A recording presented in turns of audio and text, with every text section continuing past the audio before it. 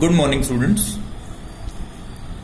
आज हम P block elements के 13th लेक्चर में हैं और टॉपिक जो डिस्कस करने जा रहे हैं वो है सल्फ्यूरिक एसिड। जैसा कि आपको पता है, सल्फ्यूरिक एसिड एक स्ट्रॉन्ग मिनरल एसिड है जिसको मैं डाइप्रोटिक एसिड भी बोलता हूं। ओके, कि 2H+ इसके पास अवेलेबल होते हैं, 2 प्रोटॉन अवेलेबल होते हैं इसके पास। ओके, अगर मैं बात करता हूं इसकी प्रिपरेशन में जो यूज होता है, प्रिपरेशन की बात करूं तो मैन्युफैक्चरिंग की बात करूंगा मैं। ओके, तो मैन्युफैक्चरिंग में इसका जो प्रोसेस यूज होता है that is contact process.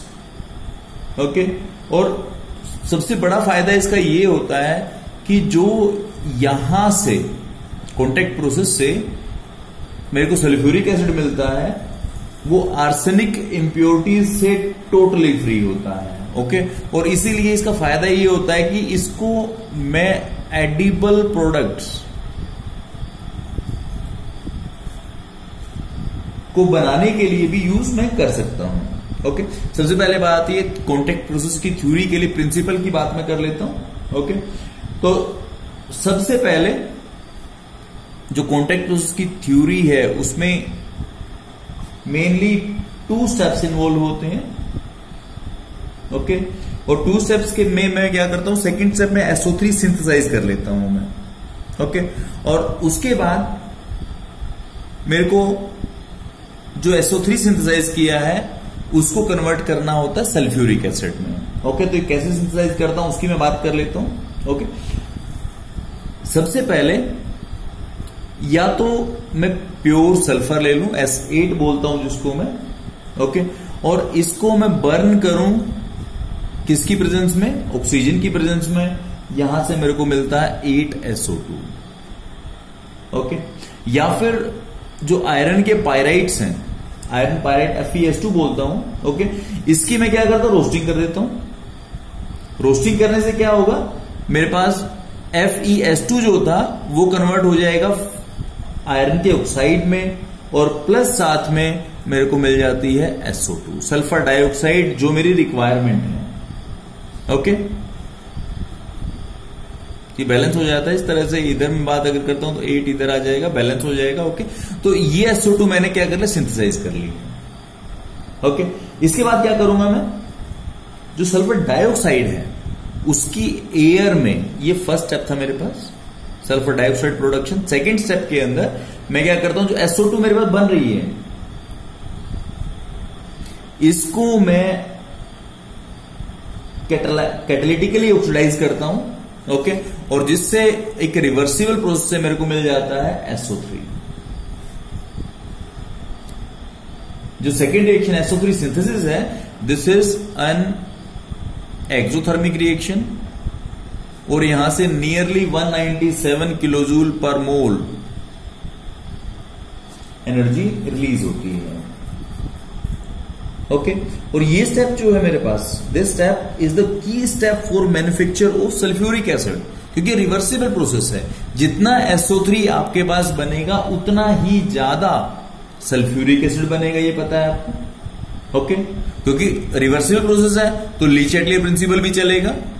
Okay, first of all अब मेरे को क्या करना पड़ेगा कि रिवर्सिबल प्रोसेस में ऐसी कंडीशंस को ऑप्टिमाइज करना पड़ेगा जिन कंडीशंस में मेरा SO3 का सिंथेसिस मैक्सिमम हो। ओके, और वो कौन डिसाइड करेगा, ली-चैटलियर प्रिंसिपल, जो हम +1 में इक्विलिब्रियम चैप्टर में पढ़ चुके हैं।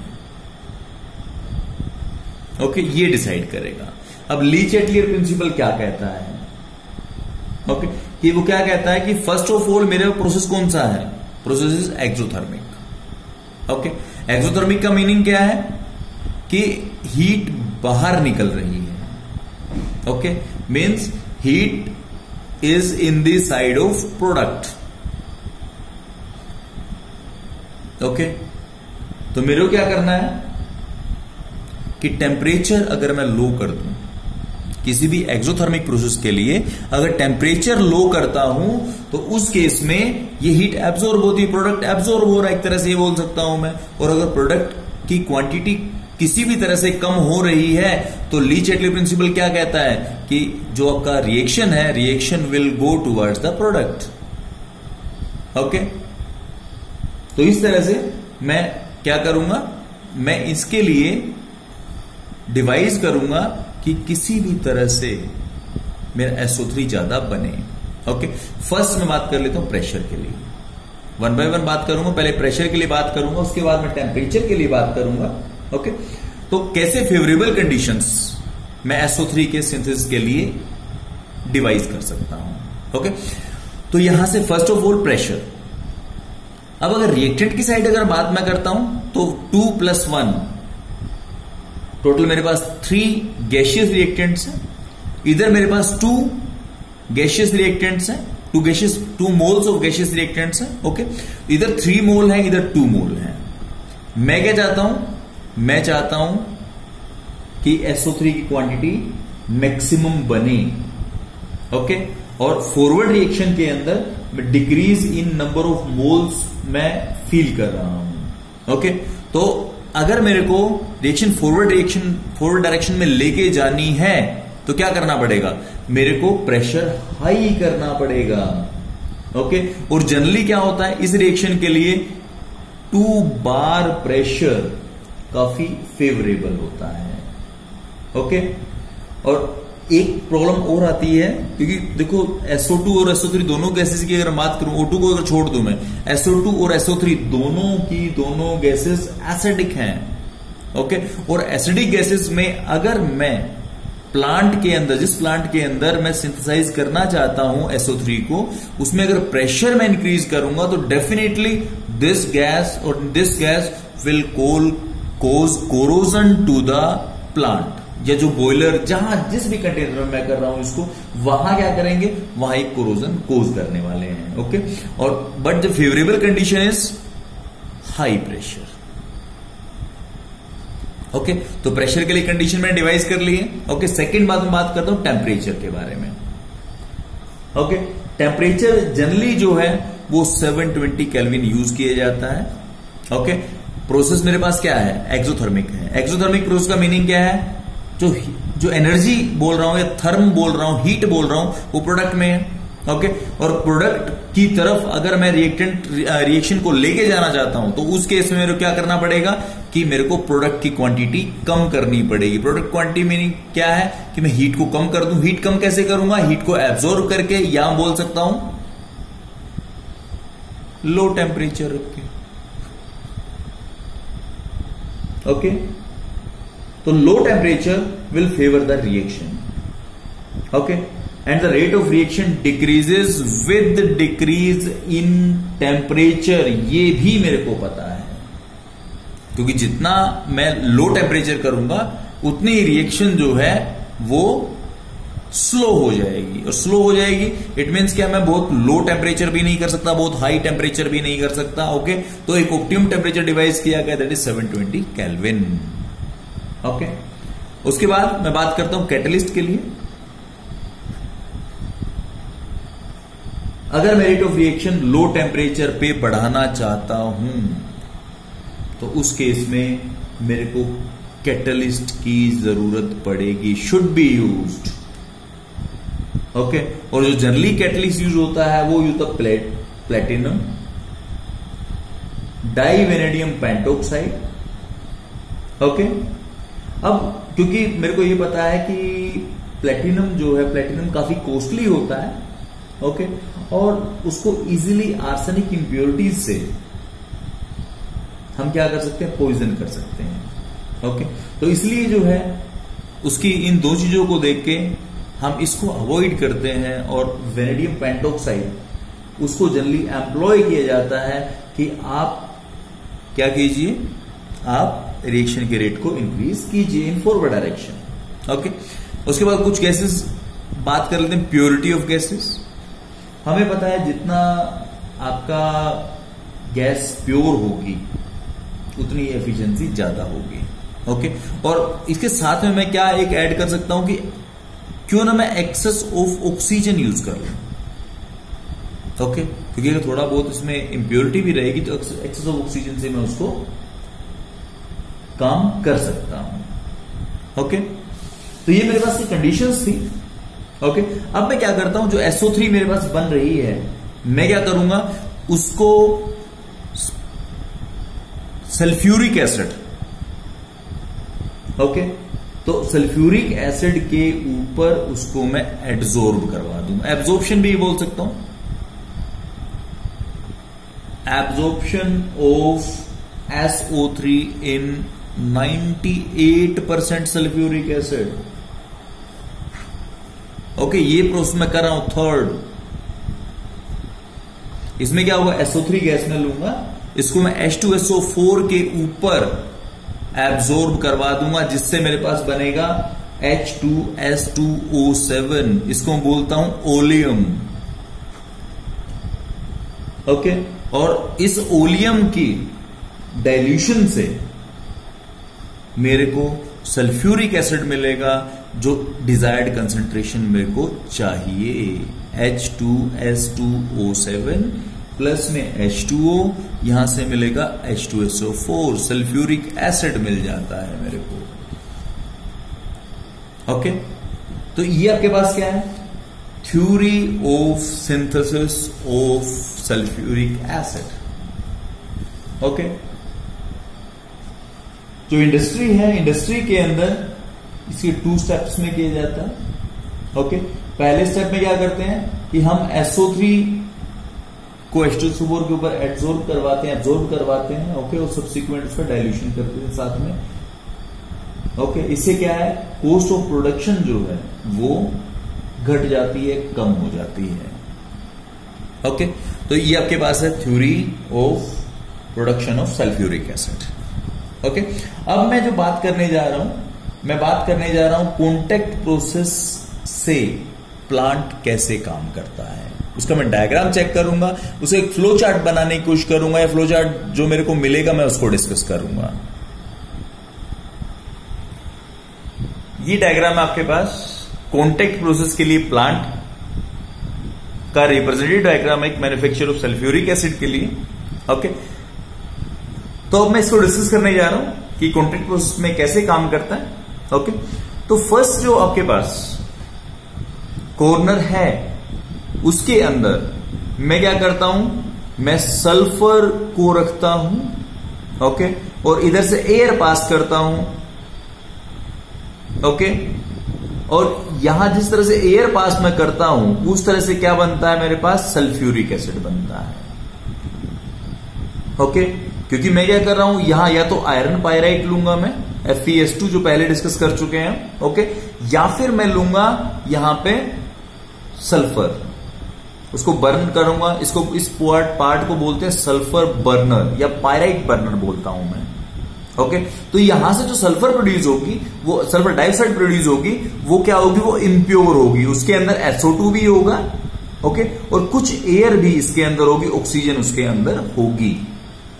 ओके, उसके बाद मेरे क्या करना पड़ेगा, इसको प्योरीफाई करना पड़ेगा सबसे पहले, क्योंकि डस्ट जो है, डस्ट साथ में क्या निकलती है इसके अंदर, तो डस्ट को प्रेसिपिटेट करना पड़ेगा। तो ये पोर्शन जो मेरे पास क्या है, डस्ट प्रेसिपिटेटर, डस्ट रिमूवर बोलता हूं इसको मैं। ओके, और इसके अंदर कैसे डस्ट में निकालता हूं, मैं क्या करता हूं, इसके अंदर या तो मैं कोट्रेल इलेक्ट्रिकल प्रेसिपिटेटर यूज करता हूं, जो डस्ट को प्रेसिपिटेट आउट कर देता है, या फिर मैं इसके अंदर से क्या करता हूं, स्टीम पास कर देता हूं। ओके, स्टीम अगर पास कर दूंगा तो क्या होगा, डस्ट चिपक के उसके साथ में अलग हो जाएगी, यहां स्टिक कर जाएगी। ओके, तो फर्स्ट ये मेरे पास ये है। ओके, उसके बाद क्या होगा कि जो डस्ट है, डस्ट इसके अंदर निकल जाएगी, प्रेसिपिटेट आउट हो जाएगी। उसके बाद जो आगे गैस जाने वाली है मेरे पास, ओके, वो होगी SO2 प्लस O2। ओके, अब उसके बाद क्या होगा, मैं इसको पास करता हूं किससे, वॉशिंग एंड कूलिंग टावर से। ओके, तो इससे क्या होगा कि जितनी भी SO2, O2 या और सोल्यूबल इंप्योरिटीज हैं कि वाटर में ऊपर स्प्रे कर रहा हूं, और वो वाटर अगर स्प्रे कर रहा हूं ऊपर से, जितनी भी सोल्यूबल इंप्योरिटीज होंगी वो वाटर के अंदर डिसोल्व होंगी और क्या होगा, नीचे वाटर के साथ में बाहर निकल जाएंगी। वेस्ट वाटर बोलता हूं जिसको मैं, यहां से बाहर निकल जाएंगी। ओके, इतना हो जाएगा। उसके बाद मैं इस गैस को, जो रिमेनिंग गैसेस हैं उनको मैं क्या करूंगा, मैं आगे पास ऑन कर दूंगा, किससे, ड्रायर से। ओके, ड्रायर का मीनिंग क्या है कि वो उसके अंदर से जितना वाटर यहां ऐड होगा, वो वाटर क्या होगा, वो मॉइस्चर उसके अंदर से निकल जाएगा। वो कैसे निकलेगा कि कंसनट्रेट H2SO4 में ऊपर से स्प्रे करूंगा। कंसनट्रेट H2SO4 स्प्रे करने का मीनिंग क्या है कि कंसनट्रेट H2SO4 जो है that is a good dehydrating agent. अगर वो गैस के ऊपर स्प्रे होगा तो जहां भी उसको, जिन भी मॉलिक्यूल्स का वाटर मिलेगा, वो उसको वाटर को अपने ऊपर एब्जॉर्व करके उसको वेस्ट एसिड की फॉर्म में बाहर निकाल देगा। और जो गैस निकलेगी मेरे पास, दैट इज जहां इम्प्योर SO2O2 था, यहां dry and pure SO2 plus O2 हो जाएगी मेरे पास। ओके, अब मेरे को ये पता है कि जो आयरन पायराइट है उसके अंदर आर्सेनिक की इंप्योरिटीज हो सकती हैं। ओके, जब आर्सेनिक की इंप्योरिटीज हो सकती हैं तो मैं अब क्या करूंगा, अब मैं इसको जो ड्राई गैस है उसको आर्सेनिक प्योरीफायर से पास करूंगा। आर्सेनिक प्योरीफायर में क्या होता है, उसके अंदर होता है जेलेटिनस FeOH का होल थ्राइस। ओके, FeOH का होल थ्राइस का मीनिंग क्या है, फेरिक हाइड्रोक्साइड इसके अंदर पड़ा है, और फेरिक हाइड्रोक्साइड जो क्या करेगा, वो आर्सेनिक को अपने ऊपर एब्जॉर्ब कर लेगा, और एब्जॉर्ब करने के बाद अब मेरे पास जो गैस है उसके अंदर आर्सेनिक की इंप्योरिटीज नहीं है। ओके, उसके बाद जो गैस है, गैस को एक प्रॉपर टेम्परेचर तक पहुंचाने की जरूरत है, क्योंकि एक ऐसा ना हो कि आपके पास जो है, जो गैसेस है, गैसेस ऑप्टिमम टेम्परेचर तक ना हो। ओके, और इसको जो है, अब प्री हीटर जो है, इसके अंदर गैसेस को 720 केल्विन तक पहुंचाया जाता है। ओके, अब मेरे पास आता है कैटालिटिक कन्वर्टर। कैटालिटिक कन्वर्टर के अंदर क्या होगा, या तो प्लेटिनम या फिर वेनेडियम पेंटोक्साइड अलग अलग जगह पे स्पेसिफाई होगा, प्लेस्ड होगा। ओके, जो इस SO2 और O2 की रिएक्शन जो है उसको क्या करे, उसको कैटलाइज करे। क्योंकि अब मैं क्या चाहता हूं, SO2 मेरे पास बन चुका है, O2 उसके अंदर में प्योर होके आ रहा है, कोई दिक्कत नहीं है। अब इस पार्ट के अंदर मैं चाहता हूं कि मेरी सल्फर ट्राइऑक्साइड बन जाए। ओके, तो मैं क्या करूंगा, 720 केल्विन पे हीटेड गैस जो है वो इसके अंदर पास कर दूंगा मैं, और पास करने के बाद क्या होगा, SO2 SO3 में ऑक्सीडाइज हो जाएगी। ओके, और क्योंकि SO2 और SO3 की रिएक्शन जो है दैट इज एक्सोथर्मिक, 196.6 किलोजूल पर मोल एनर्जी हीट निकलती है, तो इसलिए वो हीट जो है वो इस चैम्बर के टेम्परेचर को मेंटेन करने में यूज होगी। ओके, तो मैंने क्या किया, SO3 बना ली। अब SO3 जो बनाई है मैंने, ओके, उसको मेरे को पता है, मेरे को एब्जॉर्व करवाना है किसके ऊपर, 98% H2SO4 के ऊपर। ओके, तो मैं क्या करूंगा, SO3 गैस यहां से पास ऑन कर दूंगा, किसमें, इस लास्ट चैम्बर में, एब्जॉर्प्शन टावर बोलते हैं इसको हम। ओके, तो यहां से क्या होगा, यहां से SO3 गैस निकलेगी, SO3 ऊपर की तरफ उठेगी, ऊपर से 98% कंसनट्रेट H2SO4 मैं क्या कर रहा हूं, पोर कर रहा हूं, ऊपर स्प्रे कर रहा हूं, शोवर कर रहा हूं इसको। ठीक है, उससे क्या होगा, मेरे पास बन जाएगा ओलियम। ये ओलियम निकलाएगा मेरे पास, H2S2O7। ओके, फिर क्या करता हूं, ओलियम को डाइल्यूट कर दूंगा वाटर के साथ में, जिससे क्या होगा, मेरे पास क्या बन जाएगा, H2SO4 बन जाएगा। ओके, एक चीज और ध्यान में रखने की बात है कि जो सल्फर ट्राइऑक्साइड जो है, ओके, यहां is not directly absorbed in water. हम डायरेक्टली उसको एब्जॉर्ब वाटर में नहीं कर सकते सल्फ्यूरिक एसिड बनाने के लिए। ओके, क्योंकि इसके अंदर क्या होता है कि डेंस फोग बन जाता है सल्फ्यूरिक एसिड का, जो इजीली कंडेंस नहीं होता। ओके, जिसके कारण से मेरे को यहां पे क्या होता है, यहां पे प्रॉब्लम आ जाती है। तो इसलिए मैं ऐसा नहीं करता, ओके, और मैं इसको स्टेप बाय स्टेप करता हूं। ओके, तो ये मेरे पास क्या है, contact process for the manufacture of sulphuric acid. Okay, I think आप इसको समझ गए होंगे, और इसी तरह से हम इसका एक फ्लो चार्ट भी बना सकते हैं। ये मेरा फ्लो चार्ट है, सल्फर बर्नर्स हो जाते हैं मेरे पास। ओके, जिसके सल्फर को बर्न करने SO2 बनता है, डस्ट चैम्बर से पास करता हूं। ओके, डस्ट चैम्बर से फिर कूलिंग एंड ड्राइंग चैम्बर के अंदर पास करता हूं मैं, ठीक है। उसके बाद आर्सेनिक प्योरीफायर से टेस्टिंग बॉक्स कि आपकी गैस जो प्योर और ड्राई है या नहीं है। ओके, जो प्योर SO2 है उसको आगे पास कर देता हूं, प्री हीटर्स में पास कर देता हूं, और जो प्योर SO2 नहीं है उसको मैं दोबारा SO2 से दोबारा प्योरीफाइंग चैम्बर से दोबारा रीपास कर देता हूं। ओके, उसके बाद क्या होगा, इधर से प्योर SO2 प्री हीटर में पहुंचेगी, 720 केल्विन तक टेम्परेचर तक मैं पहुंचा दूंगा। उसके बाद कैटालिटिक कन्वर्टर से SO3 बन जाएगा। ओके, और SO3 जो होगा उसके ऊपर मैं क्या करूंगा, कंसंट्रेटेड H2 98% कंसंट्रेटेड H2SO4 को पोर करूंगा, जिससे ओलियम बन जाएगा। ओलियम के डाइल्यूशन से मेरे पास कंसंट्रेटेड H2SO4 बन जाएगा, जो 96 to 97% तक प्योर होता है। ओके, तो इस तरह से मैं कॉन्टैक्ट प्रोसेस के फ्लो चार्ट को भी डिस्कस कर सकता हूं। अब हम बात करने जा रहे हैं प्रॉपर्टीज ऑफ सल्फ्यूरिक एसिड। पहले फिजिकल प्रॉपर्टीज को डिस्कस करूंगा मैं। ओके, तो अगर फिजिकल प्रॉपर्टीज में बात करूं तो जो आपके पास H2SO4 है, दैट इज कलरलेस, सिरपी लिक्विड, और इसको हम ऑयल ऑफ विट्रियोल भी बोलते हैं। ओके, जो कंसंट्रेटेड H2SO4 है, सल्फ्यूरिक एसिड बोलता हूं जिसको मैं, 98.3% वाला, इसकी स्पेसिफिक ग्रेविटी होती है 1.84।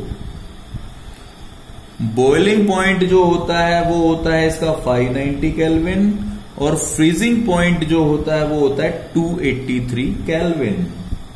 Okay, third thing, highly corrosive होता है, मींस जहां भी ये फॉल करेगा, जिस सरफेस के टच में आएगा, इवन स्किन को बड़ी जल्दी बर्न कर देता है।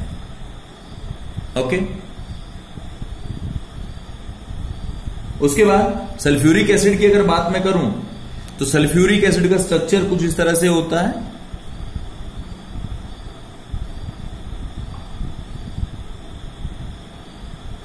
ये ओके, इस तरह से जो नेक्स्ट है सल्फर OH, ये हो गया। आगे फिर आगे एक्सटेंड करेगा इसी तरह से, सल्फर OH, ये हो गया। आगे इस तरह एक्सटेंड करता है। अब यहां क्या होगा ये देखिए, this is the space for hydrogen bonding. यहां हाइड्रोजन बॉन्डिंग बन सकती है, सेम इसी तरह यहां बन सकती है हाइड्रोजन बॉन्डिंग। ओके, और इसी हाइड्रोजन बॉन्डिंग के कारण इसका boiling point 590 kelvin high boiling point होता है। ओके, और सिरपी लिक्विड क्यों कहा, क्योंकि इसी हाइड्रोजन बॉन्डिंग के कारण इसकी विस्कोसिटी काफी हाई हो जाती है। ओके, क्योंकि इसके अंदर molecules are associated due to intermolecular hydrogen bonding, जो आपके डायग्राम में आपको डिस्प्ले किया गया है। ओके, उसके बाद प्रॉपर्टी क्या है कि this concentrated H2SO4 can act as dehydrating agent. Okay, क्योंकि इसकी स्ट्रॉन्ग एफिनिटी होती है किसके लिए, वाटर के लिए, और इसी कारण ये जो सल्फ्यूरिक एसिड है, this is easily dissolved in water. Okay, और इसके डिसोल्यूशन से एक high amount of heat of hydration निकलती है। ठीक है, वो रिलीज होती है। ओके, तो इसलिए हमेशा जो है एक चीज ध्यान रखने की बात है कि कभी भी हमें एसिड के अंदर वाटर नहीं डालना चाहिए। वाटर के अंदर slowly drop by drop acid डालना चाहिए, धीरे धीरे विद कांस्टेंट स्टरिंग। ओके, तो इसलिए मैं ये बात बोलता हूं कि एसिड इन वाटर ये काम मेरे को करना चाहिए। Slowly with constant stirring. कभी भी वाटर इन एसिड नहीं डालना चाहिए। रीजन क्या है कि हीट ऑफ हाइड्रेशन काफी निकलेगी और उससे क्या हो सकता है कि जो एसिड है वो मेरा स्पर्ट आउट मींस बाहर गिर सकता है उस कंटेनर से। ओके, तो ये मेरे पास फिजिकल प्रॉपर्टीज हैं। अब मैं शिफ्ट होता हूं किसके ऊपर, मेन पार्ट केमिकल प्रॉपर्टीज के ऊपर। केमिकल प्रॉपर्टीज फर्स्ट, जिसके लिए बात करता हूं एसिडिक कैरेक्टर। स्ट्रॉन्ग एसिड होता है, ठीक है, क्योंकि इजीली क्या कर सकता है, इजीली H+ लूज कर सकता है। H2SO4 फर्स्ट स्टेप में क्या करेगा, एक H+ लूज करेगा और बाइसल्फेट आयंस बना लेगा। ओके, और इसको K1 की अगर बात करता हूं तो 1 × 10⁻³ काफी हाई होती है। ओके, अगर मैं सेकंड की बात करूं, सेकंड कंपैरेटिवली कम होता है बट फिर भी काफी होता है। H+ SO4 2- यहां से बनेगा K2 जो होता है दैट इज 1.2 × 10⁻², यहां तक होता है। ओके, तो H2SO4 को मैं एक स्ट्रॉन्ग डाई बेसिक एसिड बोल सकता हूं। ओके, जो दो सीरीज के साल्ट्स बनाता है, एक नॉर्मल सल्फेट का साल्ट बनाता है, ओके, और दूसरा जो है वो बाइसल्फेट के साल्ट बनाता है। ओके, तो अगर एसिड होगा तो नो डाउट इसकी बेस से रिएक्शन होनी चाहिए और मैं चेक कर सकता हूं कि इसकी रिएक्शंस होती हैं। मींस NaOH प्लस H2SO4, यहां से मेरे को क्या मिलता है भाई, salt plus water, Na2SO4 plus में H2O। ठीक है, फर्स्ट स्टेप में NaHSO4 बनता है, सेकंड में Na2SO4 बन जाता है। ओके, अगर एसिड की रिएक्शन मैं जिंक से करूं, किसी एक्टिव मेटल से करता हूं, तो मेरे को पता है क्या होता है, हाइड्रोजन गैस बाहर निकलती है और ऐसा ही होता है। ओके, मैग्नीशियम से रिएक्शन कर रहा हूं तो भी हाइड्रोजन गैस बाहर निकलती है। ओके, तो ये मेरे पास किसके लिए था, एसिडिक कैरेक्टर के लिए। ओके, तो फर्स्ट ये मेरे पास। सेकंड में बात कर रहा हूं डिहाइड्रेटिंग एजेंट की प्रॉपर्टी के लिए। स्ट्रॉन्ग एफिनिटी फॉर वाटर होता है, पहले डिस्कस हो चुका है। ओके, और इसकी सपोर्टिव जो आपके पास है, एक होता है चेयरिंग, जलना, ब्लैक पड़ जाना। ओके, अगर मैं शुगर्स को C12H22O11 इसको मैं कंसंट्रेटेड H2SO4 से डायरेक्ट ट्रीट करता हूं तो ये क्या होता है, कार्बन प्लस में H2O में ब्रेक हो जाता है और this is sugar charcoal, black chaired हो जाता है। ओके, इसी तरह से अगर सेकंड में बात करता हूं dehydration of formic acid HCOOH, अगर इसके अंदर मैं कंसंट्रेटेड H2SO4 डाल दूं तो मेरे पास H2O plus CO carbon monoxide gas निकलती है और वाटर निकलता है। ओके, इसी तरह से अगर मैं कॉपर सल्फेट पेंटाहाइड्रेट की बात करूं और इसको मैं कंसंट्रेटेड H2SO4 से ट्रीट कर दूं तो बच्चों क्या होगा, ये 5H2O एब्जॉर्ब हो जाते हैं बाय H2SO4 और मेरे पास क्या बन, CuSO4 प्लस 5H2O। जो कॉपर सल्फेट पहले ब्लू कलर में था अब किस कलर में हो जाएगा, प्योर व्हाइट कलर में एनहाइड्रस कॉपर सल्फेट आ जाएगा मेरे पास। ओके, तो ये मेरे पास है डिहाइड्रेटिंग एजेंट। इथाइल अल्कोहल का डिहाइड्रेशन भी कर सकता हूं मैं, ये रिएक्शन आगे पढ़ेंगे हम, और जो आपके पास एल्कीन्स में पढ़ भी चुके हैं। CH3CH2OH इसको कंसंट्रेटेड H2SO4 से ट्रीट करूं मैं, डिहाइड्रेशन हो जाता है तो CH2 double bond CH2 plus H2, ये रिएक्शन में पढ़ भी चुका हूं पहले प्रिपरेशन ऑफ एल्कीन्स में। ओके, नेक्स्ट आता है मेरे पास ऑक्सीडाइजिंग एजेंट।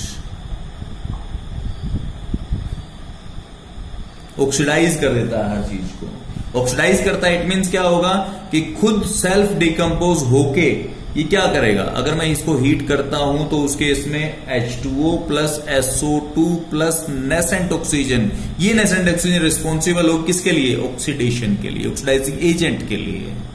ओके, जो दूसरे का ऑक्सीडेशन करेगी। ओके, तो इसके लिए एग्जांपल ले लेता हूं मैं। फर्स्ट एग्जांपल जो लेना चाहता हूं वो लेता हूं कार्बन टू कार्बन डाइऑक्साइड। सबसे पहले फर्स्ट रिएक्शन काम करेगी, ये सेम रिएक्शन जो बेसिक रिएक्शन है मेरे पास, H2O plus SO2 plus nascent oxygen. अब क्या होगा, कार्बन जो चारकोल है वो क्या करेगा, ऑक्सीजन को के साथ रिएक्ट करेगा और CO2 बनाएगा। ओके, ये रिएक्शन को बैलेंस करूंगा मैं, 2 आ जाएगा यहाँ पे, और यहाँ पे 2 नेसेंट ऑक्सीजन इधर 1 है, तो क्या करूं, पूरे को 2 से मल्टीप्लाई कर दूंगा, 2 2 2 और 2। अब इन रिएक्शंस को ऐड कर दूंगा मैं, 2 ऑक्सीजन कैंसिल हो गए, बचे हुए को ऐड कर देता हूं मैं। Carbon plus 2H2SO4 gives me 2H2O plus 2SO2 plus CO2। ये CO2 इधर आ गई, 2SO2 2H2O इधर आ गए हैं। ठीक है, तो ये रिएक्शन क्या है, कार्बन की ऑक्सीडेशन के लिए है कि कार्बन H2SO4 के साथ रिएक्ट करके SO2 plus CO2 plus H2 बनाता है। ओके, इसी तरह से मैं सल्फर के ऑक्सीडेशन के लिए बात कर सकता हूं, सेम रिएक्शन पहले तो वही पिक करूंगा मैं। H2SO4 gives me H2O plus SO2 plus nascent oxygen. ये तो बेसिक रिएक्शन होगी मेरे पास। अब क्या, सल्फर S8, ये इससे क्या होगा, नेसेंट ऑक्सीजन कंबाइन करेगी और किस में कन्वर्ट कर देगी इसको, SO2 के अंदर। SO2 8 है यहाँ पे, 8 मेरे को यहाँ का 8 to the 16, तो 16 इसको करना पड़ेगा, ये मेरे पास क्या होगा 16। ओके, इस 16 को कैंसिल करना है इससे, तो 16 से पूरे को मल्टीप्लाई करना पड़ेगा, हर एक को 16 से मल्टीप्लाई करना पड़ेगा, 16 ऑक्सीजन कैंसिल हो जाते हैं। It mean S8 plus 16 H2SO4 gives me 16 H2O, यहां से आ जाते हैं 16 SO2 और 8 ये रहा, 16 प्लस 8 24 SO2 आ जाएगा मेरे पास। तो इस तरह से मैं क्या कर सकता हूं, ऑक्सीडेशन की रिएक्शंस को राइट अप कर सकता हूं। ओके, तो ये मेरे पास है ऑक्सीडाइजिंग एजेंट की तरह किस तरह से सल्फ्यूरिक एसिड काम करता है। ओके, इसके बाद जो नेक्स्ट प्रॉपर्टी आ रही है वो आ रही है एक्शन ऑन सॉल्ट्स, कि सल्फ्यूरिक एसिड सॉल्ट्स के साथ कैसे बिहेव करता है। ओके, क्योंकि कंसेंट H2SO4 जो है उसकी वोलेटिलिटी बहुत कम है। ओके, तो इसलिए मैं दूसरे वोलेटाइल एसिड्स को सिंथेसाइज करने के लिए, ठीक है, उसका यूज मैं कर सकता हूं। ओके, सबसे पहले जो यूज करूंगा मैं विद डाइल्यूट एसिड।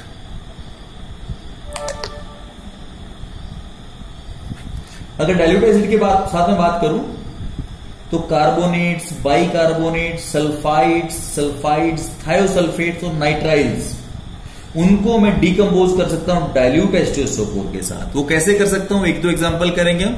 Na2CO3, इसको मैं H2SO4 के साथ ट्रीट करूंगा, तो यहां से मेरे पास क्या बनने वाला है, यहां से मेरे पास बनने वाला है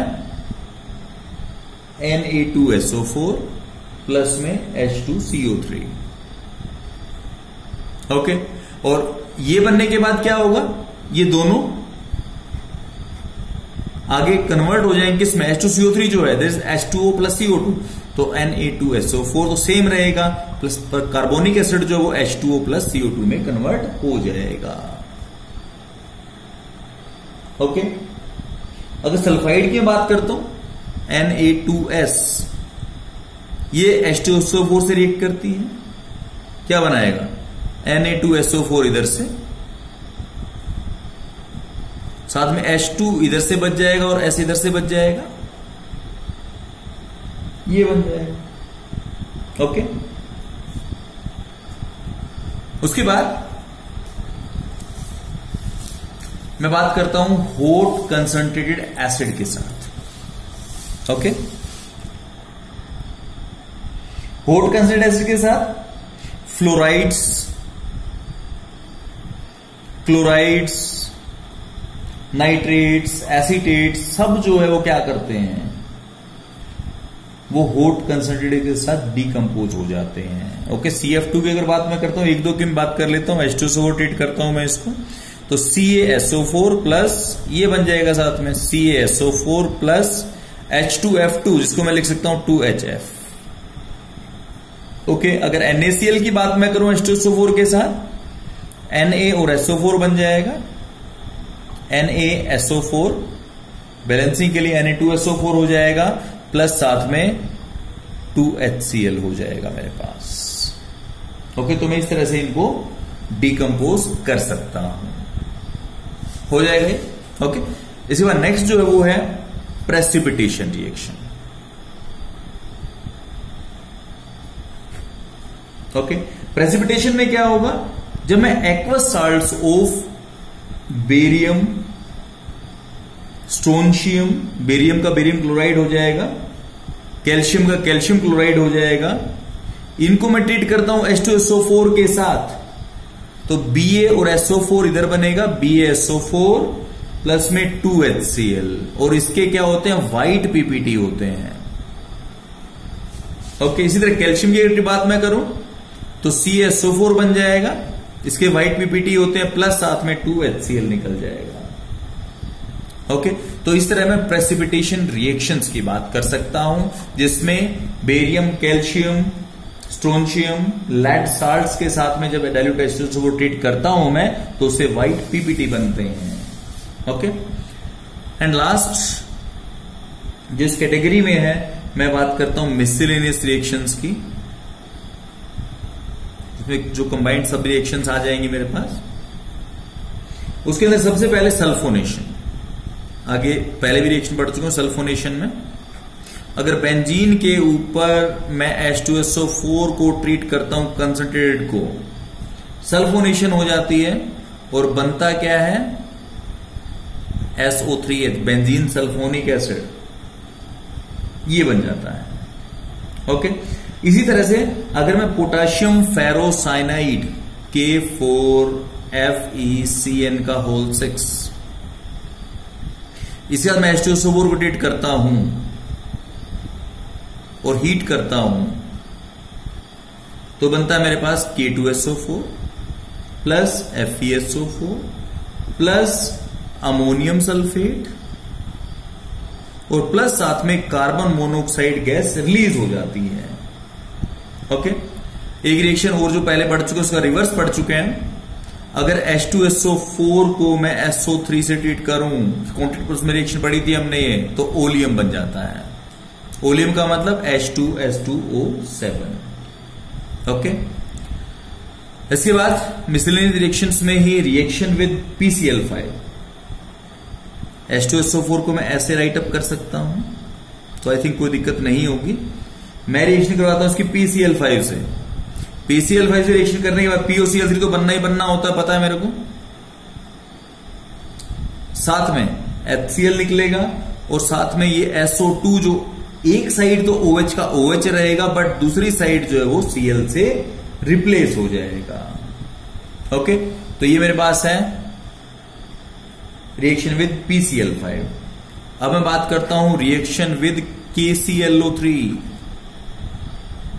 ओके, KClO3 से रिएक्शन करवा रहा हूं मैं, KClO3 प्लस 3H2SO4, इसको मैं क्या करता हूं, हीट करता हूं। ठीक है, इससे क्या बनता है मेरे पास, KHSO4 potassium bisulphate plus HClO4 plus ClO2 और प्लस साथ में H2O। ओके, तो ये मेरे पास बनता है। इसी के साथ मेरी जो है केमिकल प्रॉपर्टीज कंप्लीट होती हैं, और अब मैं बात करने जा रहा हूं किसके लिए, स्ट्रक्चर के लिए।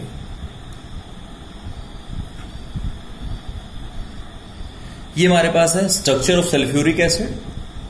टेट्राहेड्रल स्ट्रक्चर होता है, सल्फर ऊपर इधर 3 साइड्स पे 157 picometre sulphur oxygen single bond length होती है, डबल बॉन्ड लेंथ जो 142 पिकोमीटर होती है। ओके, लेकिन अगर दोनों H निकल जाएं तो 2H प्लस निकल जाएंगे, 2 माइनस चार्ज आएगा, सल्फेट आयन बन जाता है। सल्फेट आयन के अंदर मेरे पास जो स्ट्रक्चर होता है, उसके अंदर sulphur is tetrahedrally surrounded by oxygen atoms. Okay, but सब बॉन्ड्स की लेंथ 149 पिकोमीटर होती है in between single bond and double bond. Reason क्या है कि जो रेजोनेंस है, रेजोनेंस उसको इक्वलाइज कर देता है। ओके, तो ये है अबाउट द स्ट्रक्चर। जो हाइब्रिडाइजेशन होती है दैट इज sp3 टेट्राहेड्रल, जो आपके पास है अरेंजमेंट इसके अंदर आपको मिलता है। ओके, लास्ट में बात कर रहा हूं यूजेस के लिए। ओके, सबसे बड़ी बात, इसे किंग ऑफ केमिकल्स कहा जाता है, तो एक याद रखने की बात है। ओके, फर्स्ट यूज का केमिकल इंडस्ट्री में है कि केमिकल इंडस्ट्री में मोस्टली जगह जो है इसको hundreds of other chemical HCl, nitric acid, phosphoric acid, sulphates, bisulphates को तैयार करने के लिए इसको यूज किया जाता है। ओके, सेकंड मेरे पास है फर्टिलाइजर इंडस्ट्री।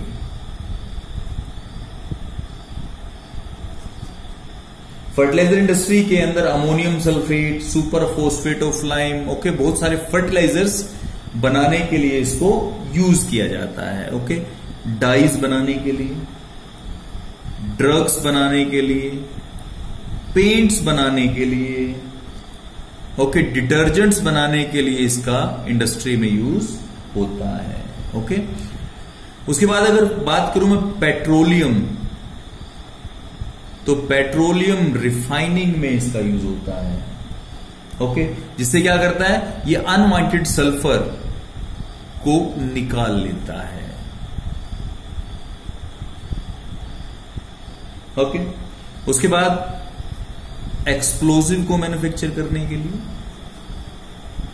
ओके, डायनामाइट वगैरह बनाने के लिए यूज होता है। इसका यूज होता है मेटलर्जी के अंदर, जैसे कॉपर, सिल्वर को एक्सट्रैक्ट करने के लिए यूज होता है। उसके बाद बात मैं करता हूं इसका पिकलिंग के लिए।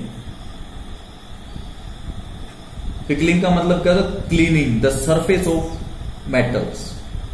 ओके, जो इलेक्ट्रोप्लेटिंग या गैल्वेनाइजिंग से पहले हम सरफेस, मेटल के सरफेस को क्लीन करते हैं ताकि उसकी जो पकड़ है, उसकी जो प्लेटिंग होनी है, उसकी हार्ड अच्छी पकड़ हो जाए। इसके लिए पिकलिंग करते हैं, क्लींजिंग ऑफ मेटल करते हैं। ठीक है, उसके बाद आपने देखा होगा आपकी जो बैटरीज हैं घर में, जिनको आप secondary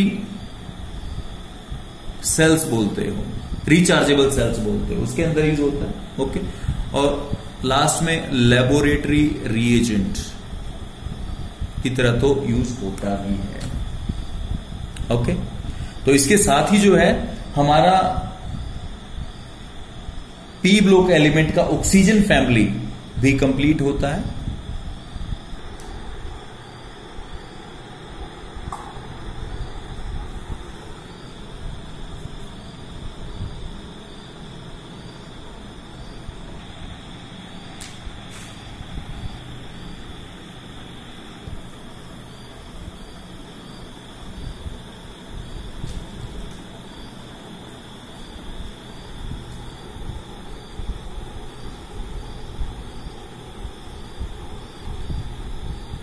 Okay, thank you and have a nice day.